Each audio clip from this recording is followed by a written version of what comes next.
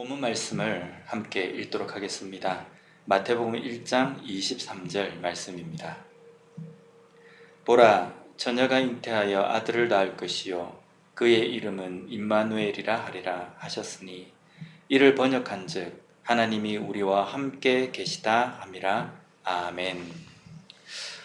오늘 우리가 살펴보려고 하는 내용은 예수님의 동정녀 탄생에 대한 말씀입니다. 예수님의 동정녀 탄생에 대해서 사람들의 말이 많습니다. 왜 이렇게 예수님의 동정녀 탄생에 대해서 사람들이 유독 말이 많은 이유는요, 이것이 말이 안 되기 때문입니다. 인간의 생각으로서는 도저히 가능한 일이 아니기 때문에 이런저런 이야기가 많이 있습니다. 저도 어릴 때, 모태신앙이지만 어릴 때 드는 생각은 그냥 예수님이 신으로 이 땅에 오셔가지고 사람들의 죄를 내가 사해 주노라 라고 이렇게 한마디만 하시면 다 해결되는 게 아닌가라는 생각을 했었습니다. 아니면 일반적인 생육 방법으로 요셉과 마리아가 결혼해서 아이를 낳듯이 해서 예수님이 이 땅에 오셨는데, 그 예수님께서 보통 일반 인간과는 조금 다른 특별한 인간으로 오시면 안 되는 건가? 라는 생각을 하기도 했었습니다. 그렇다고 한다면 이제 왜 예수님께서는 제가 어릴 때 생각한 것처럼 신으로 오셔서도, 그리고 완전한 인간으로만 오셔서도 안 되고 동정녀의 몸에서 탄생하셔야만 되는지에 대한 그 이유에 대해서 오늘 이 시간을 통해서 우리가 살펴보려고 합니다. 에덴 동산에서 태초의 인간인 아담과 하나님께서 언약을 맺으셨습니다. 제가 언젠가 주일 설교 때에 한번 언급을 한 적이 있습니다. 언약, 계약 이런 것은요, 언약을 맺은 상호간이 동등한 관계에서만 이 언약이 성립이 됩니다. 그런데 신이신 하나님과 피조물인 인간이 언약을 맺는다는 것은 누가 봐도 이것은 불공정한 그런 언약입니다. 계약입니다. 왜냐하면 하나님 편에서는 인간에게 어떠한 것을 다 제공하실 수 있습니다. 왜냐하면 인간이 누리고 인간이 가지고 있는 모든 것들은 다 하나님께로부터 온 것이기 때문입니다. 반면에 인간은 하나님께 무엇을 드릴 수 있습니까? 계약을 맺었다고 한다면 그 계약 가운데에 상호간에 주고받는 것이 있어야 되는데, 하나님 편에서는 인간에게 줄 수 있는 것들이 많이 있지만 인간의 편에서는요, 하나님 앞에 드릴 수 있는 것이 아무것도 없다는 말입니다. 구약시대 때에 제사를 통해서 하나님께 제물을 드린다, 양과 염소를 드린다, 그게 뭐가 대단하겠습니까? 하나님이 양이 없겠습니까? 염소가 없겠습니까? 그런데 하나님께서는 이 태초의 아담과 언약을 맺으셨습니다. 근데 그 언약을 보면요, 이것 또한 하나님 편에서만, 어떻게 보면 하나님 편에서는 불공평한 계약입니다. 하나님께서는 순종하는 인간에게는 모든 것을 다 제공하시기로 약속하셨고요, 또 인간의 입장에서는요, 순종만 하면 하나님께서 약속하신 모든 것을 받을 수 있고 누릴 수 있고 얻을 수 있는 겁니다. 그래서 인간은요, 손해될 게 하나도 없습니다. 내가 이것을 이행하기 위해서 내가 손해가 된다든지, 어떠한 것을 내가 할애해야 된다든지, 그런 것도 없습니다. 인간은 그냥 하나님께서 제공해 놓으신 그 공간 속에서 하나님의 말씀에 순종만 하면 되는 겁니다. 그런데 하나님께서는 순종하는 자에게는 모든 것을 제공하기로 약속하셨지만, 만약에 이 언약을 파기할 경우에는 죽음이라는 것이 따를 것이다 라고 말씀해 놓으셨습니다. 우리가 이런 의문을 많이 가지지 않습니까? 도대체 아담과 하와가 선악과를 따먹은 것이 뭐가 그렇게 큰 죄냐라고 생각합니다. 근데 이것은요, 단순하게 선악과를 따먹었다라는 이 선악과라는 거에만 초점을 맞추었기 때문입니다. 아담과 하와가 지은 죄는요, 선악과를 따먹은 것이 죄가 아니라 하나님께서 하지 말라고 말씀하신 것을 거역했다는 것, 그것이 죄라는 겁니다. 하나님께서 말씀하신 것을 거역한 것은요, 하나님과 맺은 언약을 파기한 것이 된다는 겁니다. 하나님은 인간이 하나님의 말씀에 순종할 때에는 영생을 약속하셨지만 말씀에 대해서 불순종하는 것에 대해서는, 또 언약을 파기하는 것에 대해서는 죽음이라는 형벌에 처해질 것이라고 말씀하셨습니다. 이 말씀은요, 단순하게 이럴지도 모른다, 이럴 수도 있다라는 것이 아니라 반드시 그렇게 된다는 겁니다. 반드시 그렇게 된다라고 말씀하신 분이 누구시냐면 전지전능하신 완전한 신이신 하나님께서 이 말씀을 하셨습니다. 하나님은 신실하신 분이시기 때문에 그의 입을 통해서 뱉어지고 나온 말씀들은 반드시 이루시는 분이십니다. 하나님께서는 그 언약을 반드시 이루시는 분이시기 때문에 죽는다라고 말씀하셨으면 인간에겐 반드시 죽음이라는 것이 오게 된다는 겁니다. 만약에 이런 약속을 하셨는데 인간이 하나님의 언약을 파기하고 거역을 했는데, 좋다, 내가 불쌍하니까 이것은 내가 없는 것으로 하겠다라고 하신다고 한다면 하나님은 거짓말 하시는 분이 되는 겁니다. 그렇기 때문에 죽음이란 이 형벌이 인간에게는 반드시 와야 하고 또 반드시 오게 되었다는 겁니다. 그런데 하나님께서 인간에게 불순종에 대한 대가로 말씀하신 이 죽음에는 두 가지 의미로 우리가 이야기할 수 있습니다. 첫 번째 죽음은요, 육체적인 죽음을 이야기합니다. 창세기 2장 17절 말씀을 보면요, 선악을 알게 하는 나무의 열매는 먹지 말라. 너가 먹는 날에는 반드시 죽으리라 하시니라. 여기 보면 반드시 죽으리라 라는 이 문장을 보면요, 히브리어로 모트 타무트라는 문장입니다. 여기에 모트라는 이 죽다라는 동사가 두 번 반복이 되어 있습니다. 죽는다, 또 죽는다, 죽는다, 반드시 죽는다 라는 겁니다. 하나님의 말씀에 불순종할 경우에는 반드시 죽음이 올 것이라는 것을 하나님께서 강조하시고 또 사람에게 말씀하신 겁니다. 이것은요, 죽는다, 죽음이라는 것에 초점을 맞춘 것이 아니라 이 언약은 반드시 이행해야 된다는 것을 강조하신 겁니다. 너 이거 어기면 반드시 죽을 거야. 죽음이라는 것을 강조하기보다는 하나님과 맺은 이 언약에 대해서 인간의 책임이 어떤 것인지, 이 언약을 어떻게 생각해야 되는지에 대해서 하나님께서 명심하라, 잊지 말아라 라고 말씀하신 겁니다. 그런데 이 죽다라는 이 동사인 무트라는 이 동사에는 죽는다라는 이 의미도 포함이 되어 있지만요, 또 한편으로는 이 단어의 뜻에는요, 망하다, 멸망하다라는 뜻이 있습니다. 죽음은 곧 망하는 것이고 멸망하는 것이다 라는 의미입니다. 인간에게 오게 된 형벌은 육체의 생명을 잃어버리는 죽음입니다. 그런데 육체의 생명을 잃어버린 이것이 왜 망하고 멸망당하게 되는 것인가 라는 겁니다. 하나님께서 말씀하신 죽음은 순종할 경우에 처해진, 순종할 경우에 인간에게 주어진 약속인 영원한 생명과 반대되는 상태입니다.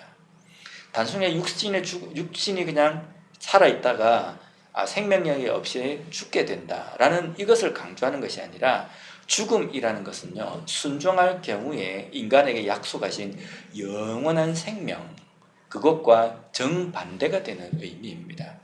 그래서 죽음의 두 번째 의미는 영적인 죽음입니다.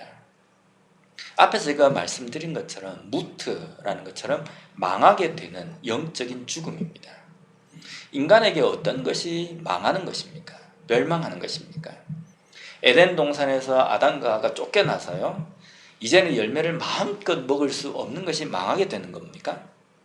이전에는 쉽게 열매를 구해서 먹고 살 수 있었는데 이제부터는 땅을 열심히 갈아야지만이 먹을 수 있게 되었다. 이것이 과연 멸망당하는 것이라고 생각합니까? 아니면 건강했다가 그 건강을 잃어버리는 것이 멸망당하는 겁니까? 절대 그렇지 않습니다. 인간에게 망하게 된다는 것은요, 하나님의 자녀로서 하나님과 관계를 맺고 있는 가운데에서 하나님과의 관계가 끊어지는 겁니다. 단절되는 것이 망하게 된다는 겁니다. 인간에게 오는 가장 비참한 망함이라는 이것은 하나님과 완전히 등 돌린 관계가 된다는 것, 이것이 바로 망하는 것입니다. 하나님께서 아담과 하와에게 말씀하신 이 언약을 파기할 경우에는 반드시 죽을 것이다 라는 이 말씀 속에 있는 것은요, 단순하게 육체적으로 죽게 된다, 영원한 생명을 살지 못하고 생명이 짧을 것이다, 이것을 말씀하시는 것이 아니라 나와는 완전히 단절된 관계가 될 것이다 라는 말씀입니다. 근데 이 단절된 관계가 한번 끊어졌는데 또 서로가 노력을 열심히 해가지고 서로가 화해되어서 이전처럼 그런 관계가 될 수 있는 그런 상태가 아닙니다. 단절된 이 관계인데 이것을 다시금 회복되어질 수 있는 가능성이 완전히 사라진 것을 이야기한다는 겁니다. 그래서 하나님과 끊어진 관계가 다시 묶일 수 없고 절대로 어떤 방법으로는 화해할 수 없는 그러한 상태가 되는 것이 하나님께서 아담과 하와에게 말씀하신 죽음에 담겨있는 의미라는 겁니다. 또 한 가지 이러한 상태, 망하게 된 상태, 단절된 상태는 어떤 의미가 포함되어 있냐면요, 하나님과 원수가 된다는 것을 의미합니다. 하나님과 원수가 된다는 것은 어떤 것이냐면 하나님과 함께 할 수 없는 존재, 공중 권세잡은 사탄의 자식이 된다, 사탄의 편에 서게 된다라는 의미가 그 속에 담겨 있다는 겁니다. 얼마나 어마무시한 형벌입니까? 단순하게 생명이 짧아졌다, 이 의미만은 아닙니다. 노력 안 해도 손쉽게 먹을 것을 구할 수 있게 되었는데 그것을 하지 못하게 되었다, 이 차원이 아닙니다. 하나님과 대적관계에 있고 하나님과 원수관계에 되어 있는 사탄의 편에 서서 살아갈 수밖에 없고 그 멸망당한 그러한 상태에서 멸망의 길을 걸어갈 수밖에 없는 존재가 되었다는 겁니다. 이것이 인간뿐만 아니라 모든 피조물에게 임하게 된 상태가 되었다는 겁니다. 이제 인간에게 남은 것은 단 한 가지입니다. 영원한 죽음 가운데 살 수밖에 없는 겁니다. 태어날 때도 멸망당할 존재, 하나님과 원수의 관계에 있는 존재로 태어났다가 멸망의 길을 열심히 걸어가다가 마지막에는 영원한 죽음인 멸망의 상태로 채워지는 것, 이것이 인간에게 남아있는 숙명, 숙명이라는 표현이 좀 그렇지만요, 운명이 될 수밖에 없다는 겁니다. 그런데 사랑의 하나님께서는 이런 인간을 불쌍히 여기셨습니다. 그리고 회복될 수 있는 길을 열어주셨습니다.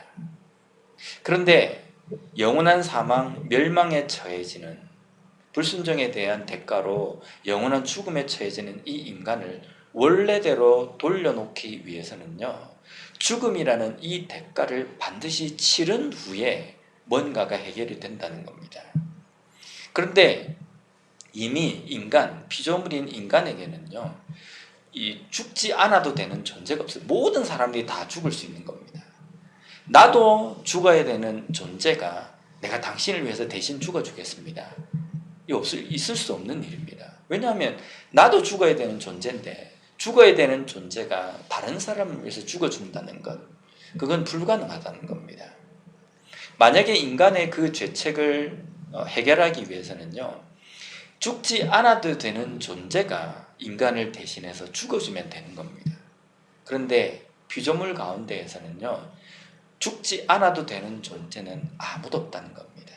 태어날 때부터 반드시 죽어야 되는 존재로 태어나서 죽음에 이르기 때문이라는 겁니다. 그런데 인간을 위해서 대신 죽어줄 수 있는 존재는 죽지 않아도 되는 존재인데 그것이 누구입니까? 하나님밖에 없다는 겁니다. 하나님은 죽지 않아도 되는 존재이신데 그 하나님께서 인간을 위해서 대신 죽어주시면 된다는 겁니다. 그러면 하나님께서 인간의 몸을 입고 이 땅에 오셔서 우리를 위해서 죽어주시면 되지 않습니까? 그런데 한 가지 문제가 있습니다. 하나님의 속성에 대해서 우리가 가장 크게 우리가 알고 있는 것은 무엇입니까? 하나님의 영원성입니다. 하나님은 끝이 없으신 분입니다. 무한하신 분이시라는 겁니다. 무한하다는 것은 어떤 의미냐면요, 하나님에게는 죽음이라는 것이 없다는 겁니다. 하나님은 죽음이라는 것을 겪지 않으시는 분이시기 때문에 영원하신 분입니다. 죽지 않으시는 분이 인간을 위해서 대신 죽어준다. 그 또한 불가능하다는 겁니다. 그러면 죽음이라는 것은 누구에게만 있습니까? 피조물에게만 있다는 겁니다. 그래서 죽지 않아도 되는 영원하신 하나님께서 죽는 존재인 인간의 몸이 필요한 겁니다. 그래서 성자 하나님께서 인간의 몸을 입고 이 땅에 오신 것입니다. 그런데 인간의 몸을 입기 위해서 요셉과 마리아가 결혼하여서 일반적인 생육법으로 이 땅에 태어난다면 예수님은 어떤 존재입니까? 원죄의 그런 죄책을 가지고 태어나신 분입니다. 만약에 그렇게 태어난다고 한다면 그 태어나신 예수님 또한 죽어야 되는 존재로 태어나는 겁니다. 죽지 않아도 되는 존재가 되기 위해서는 육신의 몸을 입고 피조물로 태어나지만, 인간으로 태어나지만 죽지 않아도 되는 신성을, 영원한 신성을, 완전한 신성을 가지신 분으로 이 땅에 태어나셔야 되는 겁니다. 그래서요, 히브리서 4장 15절 말씀에 보면 우리에게 있는 대제사장은 우리의 연약함을 동정하지 못하실 이가 아니요 모든 일에 우리와 똑같이 시험을 받으신 이로되 죄는 없으시니라. 아멘. 여기 보면 예수님에 대해서 어떻게 말씀하고 계십니까? 우리의 연약함을 동정하지 못하실 리가 아니라는 겁니다. 왜냐하면 모든 일에 우리와 똑같이 시험을 받으셨다. 이것은 무엇이냐면요, 완전한 인간으로 이 땅에 태어나셨기 때문에 배고픔, 고통, 시험 받으심, 이 인간이 겪을 수 있는 그러한 악을 모두 다 겪은 분이시라는 겁니다. 완전한 인간으로 이 땅에 오셨기 때문입니다.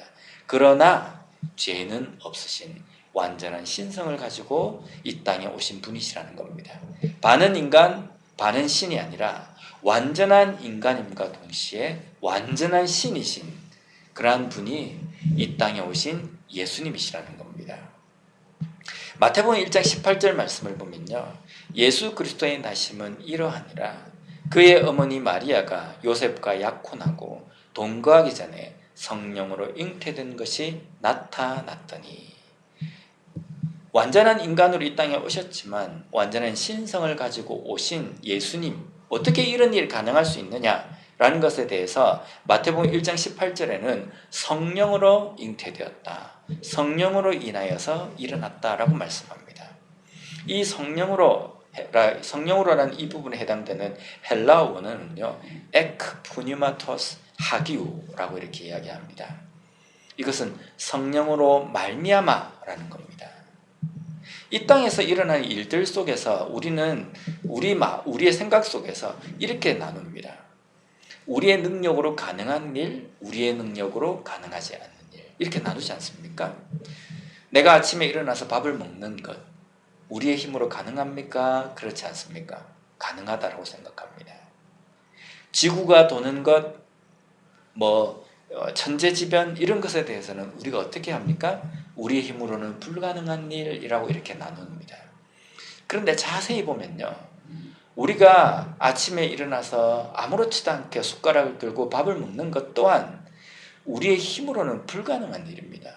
왜냐하면 하나님이 가능케 하셨기 때문에 우리가 그것을 하고 있다는 겁니다. 만약에 하나님께서 우리의 건강을 막으시고 우리의 생명을 막으신다고 한다면 아침에 일어나서 우리가 눈을 뜰 수도 없고, 우리가 우리의 힘으로 일반적으로 지금까지 해왔듯이 하던 일들조차도 우리가 할 수 없게 된다는 겁니다. 그러니까 이 세상의 모든 일은요, 우리가 할 수 있는 일과 할 수 없는 일로 나누는 것이 아니라 모든 것이 할 수 없는 일입니다. 모든 것이 할 수 없는 일인데 우리 주변에 일어나고 있는 것은 무엇 때문에 하게 된 겁니까? 성령으로 말미암아, 하나님으로 말미암아 가능케 된다는 겁니다. 예수님께서 육신의 몸을 입고 동정녀의 몸에서 탄생하신 이 일 역시도 성령으로 말미암아 된 것이기 때문에 우리 인간이 볼 때는 불가능한 일이 가능하게 된 것이라는 겁니다. 처녀가 잉태하는 일은 불가능한 일입니다. 일어날 수 없는 일입니다. 여기에 처녀가 잉태하는 일에 대해서는요, 구약 성경 이사야 선지자를 통해서 예언하신 내용입니다. 이사야 7장 14절 말씀을 보면 그러므로 주께서 친히 징조를 너희에게 주실 것이라. 보라, 처녀가 잉태하여 아들을 낳을 것이요 그의 이름을 임마누엘이라 하리라. 이 이사야 이 말씀이 오늘 우리가 읽은 마태복음 1장 23절에서 인용하고 있는 말씀입니다. 원래 이사야 선지자를 통해서 주신 이 말씀은요, 아수르의 위협 가운데 있는, 완전히 이제 멸망당하게 되어 있는 남유다 가운데 주신 말씀입니다. 사람의 힘으로는 아수르의 이 위협으로부터 헤어나올 수도 없고, 아수르의 이 공격을 막아낼 수도 없고, 이들로부터 오는 그러한 위협 가운데서 구원되어질 그 어느 방법도 없는 가운데 하나님께서는 약속의 말씀을 주셨습니다. 그것이 무엇입니까? 임마누엘.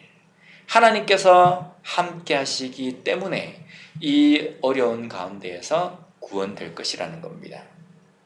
여기 임마누엘을 살펴보면요, 하나님이라는 엘과 우리와라는 뜻인 누와, 또 함께라는 뜻인 이미 합해져서 하나님이 우리와 함께 하신다는 뜻입니다. 하나님께서 우리와 함께 하시기 때문에 사람의 생각으로는 상상할 수도 없는 일이 일어날 수 있다, 일어날 것이다 라는 하나님의 약속이고 하나님의 선포의 말씀이라는 겁니다. 처녀가 잉태하는 일, 이것이 신약시대에 일어났습니다. 그것이 무엇입니까? 예수님께서 구원자로서 육신의 몸을 입고 이 땅에 오신 것입니다. 이것이 왜 가능케 된 것입니까? 임마누엘, 하나님께서 함께 하시고 성령으로 말미암아 되어진 일이기 때문에 가능한 일이 되었다는 겁니다. 이런 이유 때문에 동정녀의 탄생에 대해서, 예수님께서 동정녀의 몸에서 탄생하셨다는 것을 사람들은 믿지 않습니다. 왜 믿지 않습니까? 인간의 지혜와 인간의 생각으로는 도무지 불가능한 일이기 때문입니다. 그러나 우리는, 그리스도인들은 믿습니다. 왜 믿습니까? 임마누엘, 하나님께서 함께 하시고 성령으로 말미암아는 그 어떠한 불가능한 일도 없기 때문이라는 겁니다. 사람들은요, 예수님의 이 동정녀의 탄생이 믿기지 않기 때문에 예수님이 마리아가 다른 남자를 통해서 낳은 사생아다라고 말하기도 합니다. 그거는 일반적으로 우리가 생각할 때 충분히 일어날 수 있는 일이라고 생각하기 때문입니다. 또 거기서 조금 그래도 신앙이 보태진 사람은요, 마리아가 어머니고 또 성령이 아버지가 되어가지고 탄생한, 반은 신이고 반은 인간인 그러한 존재가 예수님이다, 이런 말을 합니다. 충분히 이런 말을 할 수 있습니다. 왜냐하면 인간의 지혜로만 접근했기 때문입니다. 그러나 천지를 창조하신 하나님, 완전하신 하나님, 그 하나님에게는 그 어떠한 불가능한 일도 없기 때문에 하나님이 함께 하시는 그곳은 기적이 곧 일상이 되는 것입니다. 하나님께서는 왜 이 동정녀의 탄생, 임마누엘, 처녀가 잉태하여서 아들을 낳는 이 일을 통해서 우리를 구원해 주시기로 약속하셨겠습니까? 구원의 문제 자체가, 인간의 죄를 해결하는 그 문제 자체가 인간의 그 어떤 능력과 힘으로는 불가능한 일이기 때문입니다. 어떤 것을 동원해도 인간의 죄의 문제는 해결할 수 없습니다. 물질을 아무리 쓴다 할지라도, 아무리 착한 일을 한다 할지라도, 도덕적으로 완벽한 삶을 산다 할지라도 죄의 문제는 결코 해결할 수 없다는 겁니다. 그 불가능한 상황 가운데에 임마누엘, 하나님께서 함께 하십니다. 그 함께 하신 하나님께서, 성자 하나님이 육신의 몸을 입고 이 땅에 오셔서 우리를 위해서 대신 죽어 주셨다는 겁니다. 이는 우리가 사도신경을 통해서 고백하는 것처럼 성령으로 잉태하사 동정녀 마리아의 몸에 나시고 라고 고백하는 그 문장 가운데, 그 고백 가운데 담겨있는 아주 중요한 의미라는 겁니다. 이러한 고백이 우리의 진정한 고백이 되었으면 좋겠습니다.